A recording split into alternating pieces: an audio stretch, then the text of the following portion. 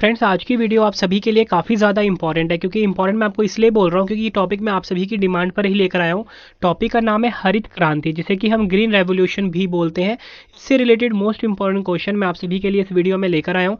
मैंने आपके लिए सभी क्वेश्चन सेलेक्टेड और इंपॉर्टेंट लिए हैं। अगर आप किसी भी एग्जाम की तैयारी कर रहे हो, ये वीडियो आपके लिए काफ़ी ज़्यादा यूजफुल रहने वाला है। फ्रेंड्स, मैं आपको बिल्कुल डिटेल में समझाऊंगा कि हरित क्रांति होता क्या है, हरित क्रांति की शुरुआत क्यों हुई थी, कब हुई थी, सब कुछ बताऊंगा। किस पंचवर्षीय योजना में हुई थी, ये तो मैं आपको बताऊंगा ही।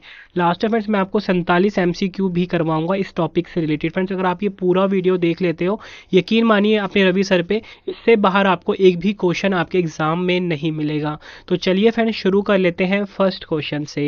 फ्रेंड्स, फर्स्ट क्वेश्चन स्टार्ट करने से पहले मैं आपको ये समझा देता हूँ, इंट्रोडक्शन दे देता हूँ कि हरित क्रांति होता क्या है। हरित क्रांति क्या है? हरित क्रांति का तात्पर्य उच्च उपज देने वाले किस्म के बीजों, कीटनाशकों और बेहतर प्रबंधन तकनीकों के उपयोग से फसल उत्पादन में वृद्धि से है। फ्रेंड्स, ये होता है हरित क्रांति की डेफिनेशन। हरित क्रांति 1960 के दशक में नॉर्मन बोरलॉग द्वारा शुरू किया गया एक प्रयास था। इन्हें विश्व में हरित क्रांति के जनक के रूप में भी जाना जाता है। ये आपको याद रखना है कि नॉर्मन बोरलॉग को हरित क्रांति के जनक के रूप में जाना जाता है पूरे विश्व में। वर्ष 1970 में नॉर्मन बोरलॉग को उच्च उपज देने वाली किस्मों को विकसित करने के उनके कार्य के लिए नोबेल शांति पुरस्कार भी प्रदान किया गया था। ये भी आपको याद रखना, आपसे एग्जाम में पूछ लेंगे। बताओ, नॉर्मन बोरलॉग को शांति का नोबेल पुरस्कार किस वर्ष में दिया गया? वर्ष 1970 में। भारत में हरित क्रांति का नेतृत्व मुख्य रूप से एम एस स्वामीनाथन द्वारा किया गया। इन्हें भारत में हरित क्रांति का जनक कहा जाता है। तो आपसे पूछेंगे, बताओ कि भारत में हरित क्रांति का जनक किसे कहा जाता है? आप बोलोगे एम.एस. स्वामीनाथन। हरित क्रांति के परिणाम स्वरूप खाद्यान्न, विशेषकर गेहूं और चावल के उत्पादन में भारी वृद्धि हुई, जिसकी शुरुआत 20वीं शताब्दी के मध्य में विकासशील देशों में नए उच्च उपज देने वाले किस्म के बीजों के प्रयोग के कारण हुई। भारत में हरित क्रांति 1967 से 1968 और 1977 से 1978 में हुई थी। हरित क्रांति का आंदोलन एक बड़ी सफलता थी और इसने देश की स्थिति को खाद्य कमी वाले अर्थव्यवस्था से दुनिया के अग्रणी कृषि देशों में से एक में बदल दिया। यह 1967 में शुरू हुआ और 1978 तक चला था। अब फ्रेंड्स, हम ना हरित क्रांति के फायदे देख लेते हैं। हरित क्रांति ने उपज बढ़ाकर लाखों लोगों को भूख से जान बचाई। हरित क्रांति से किसानों की आर्थिक स्थिति में सुधार हुआ। हरित क्रांति से भारत खाद्यान्न आयात और दूसरे देश पर निर्भरता के जोखिम से दूर हुआ। भारत कुछ खाद्यान्न उत्पादन जैसे गेहूं और चावल में आत्मनिर्भर हो गया। फ्रेंड्स, ये फायदे थे हरित क्रांति के। और फ्रेंड्स, हम जितने भी क्वेश्चन एग्जाम में पूछे गए हैं अब तक, वो सभी एक बार हम डिस्कस कर लेते हैं। कुल मिला के 47 क्वेश्चन है। आपने कमेंट बॉक्स में ज़रूर बताना है कि आपके 47 में से स्कोर कितने हैं, मतलब 47 में से आपको पहले से कितने क्वेश्चन आते थे, या मुझे कॉमेंट बॉक्स में भी बता सकते हो। तो चलिए शुरू कर लेते हैं पहले क्वेश्चन से।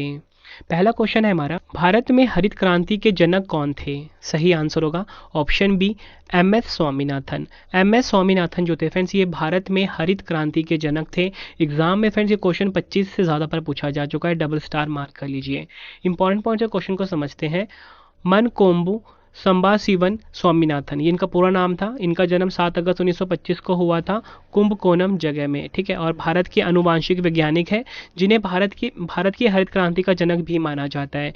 उन्होंने 1966 में मैक्सिको के बीजों को पंजाब की घरेलू किस्मों के साथ मिश्रित करके उच्च उत्पादकता वाले गेहूं के संकर बीज विकसित किए थे। ये भी आपको याद रखना है। और उन्हें विज्ञान और अभियांत्रिकी के क्षेत्र में भारत सरकार द्वारा 1972 में पद्म भूषण से सम्मानित किया गया था। नेक्स्ट क्वेश्चन कर लेते हैं। हरित क्रांति किसके उत्पादन से संबंधित है? सही आंसर होगा ऑप्शन डी, गेहूं के उत्पादन से संबंधित है हरित क्रांति। अगला क्वेश्चन, भारत में हरित क्रांति कब शुरू हुई? सही आंसर है ऑप्शन डी, वर्ष 1966 ईस्वी में फ्रेंड्स भारत में हरित क्रांति शुरू हुई थी। ये क्वेश्चन भी एग्जाम में कई बार पूछा जा चुका है। फ्रेंड्स, अभी जो आपको क्वेश्चन करवा रहा हूँ, इस क्वेश्चन को फ्रेंड्स आप डबल स्टार मार्क कर लीजिए, हर साल एग्जाम में पूछा जाता है। तो क्वेश्चन है, हरित क्रांति की शुरुआत किस पंचवर्षीय योजना के दौरान शुरू की गई थी? सही आंसर है ऑप्शन बी, तीसरी पंचवर्षीय योजना। तीसरी पंचवर्षीय योजना में फ्रेंड्स हरित क्रांति की शुरुआत हुई थी। एग्जाम के लिए मोस्ट इंपॉर्टेंट है, इंपॉर्टेंट पॉइंट समझ लेते हैं। तीसरी पंचवर्षीय योजना का मुख्य उद्देश्य कृषि पर जोर देना और गेहूं के उत्पादन में सुधार करना था। यह 1961 से 1966 की अवधि के लिए बनाया गया था। अगला क्वेश्चन, नई कृषि रणनीति के अंतर्गत भारत में हरित क्रांति की शुरुआत किस दशक में की गई थी? सही आंसर होगा ऑप्शन बी 1970 के दशक में। 1970 के दशक में फ्रेंड्स भारत में हरित क्रांति की शुरुआत हुई थी, ये आपको याद रखना है। 1970 के दशक में मैंने आपको बताया, और ये 1966 से 1967 के बीच में शुरू हुआ था। नेक्स्ट क्वेश्चन, हरित क्रांति शब्द का प्रयोग सबसे पहले किसने किया था? सही आंसर होगा option D William S God. William S God ने फ्रेंड्स हरित क्रांति शब्द का प्रयोग सबसे पहले किया था। यह क्वेश्चन भी एग्जाम में कई बार पूछा गया है। हरित क्रांति के लिए भारत में आरंभिक साइट के रूप में निम्न में से कौन सा राज्य चुना गया था? इस क्वेश्चन को भी इंपॉर्टेंट मार्क करिए आप। सही आंसर है ऑप्शन ए पंजाब राज्य को, जिसकी राजधानी क्या है? चंडीगढ़ है। पंजाब राज्य को फ्रेंड्स भारत में आरंभिक साइट के रूप में चुना गया था हरित क्रांति के लिए। अगला क्वेश्चन, हरित क्रांति के जनक कौन थे? सही आंसर होगा इस क्वेश्चन का option A Norman Borlaug. Norman Borlaug जो थे फ्रेंड्स ये विश्व में हरित क्रांति के जनक थे, ये आपको याद रखना है। हरित क्रांति के जनक नॉर्मन बोरलॉग अमेरिका देश से थे, इनका देश भी एग्जाम में पूछा जाता है। तो अगला क्वेश्चन ही आ गया ये, हरित क्रांति के जनक नॉर्मन बोरलॉग किस देश के थे? सही आंसर है ऑप्शन डी अमेरिका देश के। नेक्स्ट क्वेश्चन, भारत में पहली हरित क्रांति के दौरान खाद्यान्न उत्पादन में आत्मनिर्भरता प्राप्त करने के लिए किस तकनीक का उपयोग किया गया था? सही आंसर होगा इस क्वेश्चन का ऑप्शन डी उपरोक्त सभी, यानी कि अधिक उपज देने वाली किस्म के बीज, रासायनिक उर्वरकों और कीटनाशकों का उपयोग और आधुनिक तकनीक का प्रयोग किया गया था। अगला क्वेश्चन इंपॉर्टेंट मार्क करिए, हरित क्रांति के अंतर्गत HYV का मतलब क्या होता है? HYV का मतलब क्या होता है? सही आंसर होगा ऑप्शन बी उच्च पैदावार वाली किस्म के बीज। उच्च पैदावार वाली किस्म के बीज होता है फ्रेंड्स, ये HYV का मतलब होता है। इंग्लिश में फुल फॉर्म होता है हाई यील्ड वैरायटी। अगला क्वेश्चन, हरित सोना क्रांति का संबंध किससे है? सही आंसर होगा ऑप्शन डी बांस के उत्पादन से संबंधित है हरित सोना क्रांति। नेक्स्ट क्वेश्चन, निम्न में से किसने भारत में कृषि उत्पादन बढ़ाने के लिए सदाबहार क्रांति शब्द का प्रयोग किया था? सही आंसर होगा option B MS Swaminathan. MS Swaminathan ने सदाबहार क्रांति शब्द का उपयोग किया था भारत में कृषि उत्पादन को बढ़ाने के लिए। फ्रेंड्स आपको क्वेश्चन का लेवल देख के पता लग रहा होगा कि सभी क्वेश्चन जो है एग्जाम ओरिएंटेड है। फ्रेंड्स बेस्ट कंटेंट आपके रवि सर ने इस वीडियो में डाला है। फ्रेंड्स अगर आपको वीडियो की क्वालिटी, वीडियो का कंटेंट और आपकी रवि सर की मेहनत पसंद आ रही है, वीडियो को लाइक और शेयर जरूर करिए। फ्रेंड्स आपका लाइक और शेयर ही मुझे मोटिवेट करता है अगली बेस्ट वीडियो बनाने के लिए। ठीक है फ्रेंड्स, मैं बहुत मेहनत करता हूँ आप सभी के लिए बेस्ट कॉन्टेंट अपनी वीडियो में डालने के लिए। अगला क्वेश्चन, भारत में हरित क्रांति का सर्वाधिक प्रभाव किस फसल पर पड़ा है? सही आंसर होगा ऑप्शन बी गेहूं पर। भारत में हरित क्रांति का जो सर्वाधिक प्रभाव है फ्रेंड्स ये गेहूं पर पड़ा है, ये आपको याद रखना है। हरित क्रांति के फलस्वरूप देश में कुल खाद्यान्न में निम्न में से किसका अंश कम हो गया? सही आंसर होगा ऑप्शन सी उपयुक्त दोनों, मोटे अनाजों का और दलहनी फलों का। अगला क्वेश्चन, दलहनी फसल कर लो फ्रेंड्स को, ठीक है। भारत में हरित क्रांति के अग्रदूत और प्रसिद्ध कृषि वैज्ञानिक कौन थे? सही आंसर होगा इस क्वेश्चन का ऑप्शन ए गुरचरण सिंह कालकट।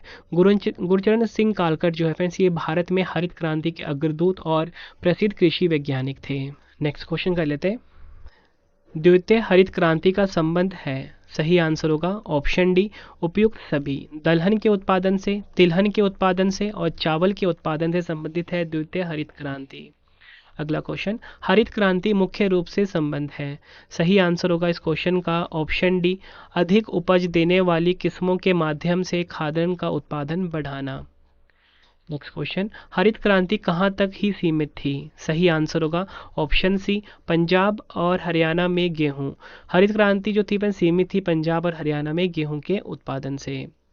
अगला क्वेश्चन, हरित क्रांति के लिए भारत में आरंभिक साइट के रूप में कौन सा राज्य चुना गया था? सही आंसर होगा इस क्वेश्चन का ऑप्शन सी पंजाब। हरित क्रांति के दौरान मोटे अनाजों और दलहन के उत्पादन पर क्या प्रभाव पड़ा? सही आंसर होगा ऑप्शन बी उत्पादन में कमी हुई। हरित क्रांति के दौरान फ्रेंड्स मोटे अनाजों और दलहन के उत्पादन में कमी आई है, ये एग्जाम में पूछा गया क्वेश्चन है। कर लेते हैं, निम्नलिखित कथनों में से हरित क्रांति के बुनियादी तत्व कौन से हैं? सही आंसर होगा इस क्वेश्चन का ऑप्शन डी, उपयुक्त सभी। खेती में दोहरा उत्पादन करना, खेती के क्षेत्रों का विस्तार करना, खेती में HYV बीजों का उत्पादन करना। अगला क्वेश्चन, भारत में कृषि उत्पादन बढ़ाने के लिए सदाबहार क्रांति शब्द का प्रयोग किस व्यक्ति ने किया था? सही आंसर होगा इस क्वेश्चन का ऑप्शन ए, MS स्वामीनाथन ने। फ्रेंड्स, एक दो क्वेश्चन बीच में रिपीट हो गए हैं, ठीक है, तो आप माइंड मत करना। भारत में किस फसल में हरित क्रांति के लिए बीज की उच्च पैदावार वाली किस्मों की शुरुआत की गई थी? सही आंसर होगा इस क्वेश्चन का ऑप्शन बी, गेहूं। गेहूं में फ्रेंड्स हरित क्रांति के लिए बीज की उच्च पैदावार वाली किस्मों की शुरुआत की गई थी। भारत में हरित क्रांति के संदर्भ में HYV में H का क्या अर्थ है? ये क्वेश्चन एग्जाम में कई बार पूछा गया है, तो सही आंसर होगा ऑप्शन डी, हाई। और मैंने आपको ऊपर बताया था कि HYV का फुल फॉर्म क्या होता है? हाई यील्ड वैरायटी, ठीक है, हाई यील्ड वैरायटी, ये फुल फॉर्म होता है HYV का। अगला क्वेश्चन, निम्नलिखित में से कौन हरित क्रांति को वर्णित करता है? सही आंसर होगा ऑप्शन सी, उच्च पैदावार विविधता कार्यक्रम जो है ये हरित क्रांति को वर्णित करता है। हरित क्रांति के दौरान भारत में चावल उत्पादन पर क्या प्रभाव पड़ा? सही आंसर होगा ऑप्शन ए, उत्पादन आंशिक रूप से बढ़ा। हरित क्रांति के दौरान फ्रेंड्स भारत में चावल उत्पादन पर क्या क्या प्रभाव पड़ा? तो आपका आंसर होगा उत्पादन आंशिक रूप से बढ़ा। नेक्स्ट क्वेश्चन, आज़ादी के बाद और हरित क्रांति के बाद निम्नलिखित में से किस फसल के उत्पादन में वृद्धि हुई है?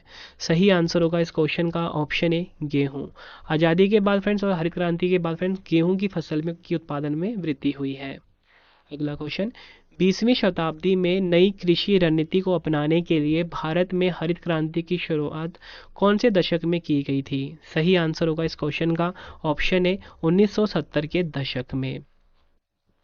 लाल क्रांति किससे संबंधित है? सही आंसर होगा इस क्वेश्चन का ऑप्शन सी, उपयुक्त दोनों। टमाटर और मांस के उत्पादन से संबंधित है लाल क्रांति। अगला क्वेश्चन, स्टार मार्क करिए, ग्रीन गोल्ड क्रांति किससे संबंधित है? सही आंसर होगा इस क्वेश्चन का ऑप्शन बी, चाय के उत्पादन से। श्वेत क्रांति किससे संबंधित है? सही आंसर है ऑप्शन सी, दुग्ध उत्पादन से संबंधित है श्वेत क्रांति। भारत में नीली क्रांति के जनक कौन है? सही आंसर होगा option D, doctor Arun Krishnan. गुलाबी क्रांति किससे संबंधित है? सही आंसर होगा इस क्वेश्चन का ऑप्शन बी, झींगा मछली उत्पादन से संबंधित है गुलाबी क्रांति। हरित क्रांति को पूर्वी भारत में लाना डैश की एक उपयोजना थी। सही आंसर होगा ऑप्शन सी, राष्ट्रीय कृषि विकास योजना। फसल बीमा योजना का प्रारंभ किस वर्ष किया गया? सही आंसर है ऑप्शन बी, 1985 में। ये क्वेश्चन भी एग्जाम में पूछा गया है। हरित क्रांति का प्रथम चरण चलाया गया। सही आंसर होगा इस क्वेश्चन का ऑप्शन ए, 1960 के दशक के मध्य से 1970 के दशक के मध्य तक। हरित क्रांति का द्वितीय चरण चलाया गया। सही आंसर होगा इस क्वेश्चन का ऑप्शन बी, 1970 के दशक के मध्य से 1980 के दशक के मध्य। अगला क्वेश्चन, उन्नत पैदावार वाली किस्म के बीज यानी कि HYV की बात हो रही है कि शुरुआत किस फसल से की गई? सही आंसर है ऑप्शन सी, गेहूं से। हरित क्रांति के अंतर्गत किन बातों पर जोर दिया गया? सही आंसर है ऑप्शन डी, इनमें से सभी। रासायनिक खादों का प्रयोग, HYV बीजों का प्रयोग, कीटनाशकों का बेहतर प्रयोग।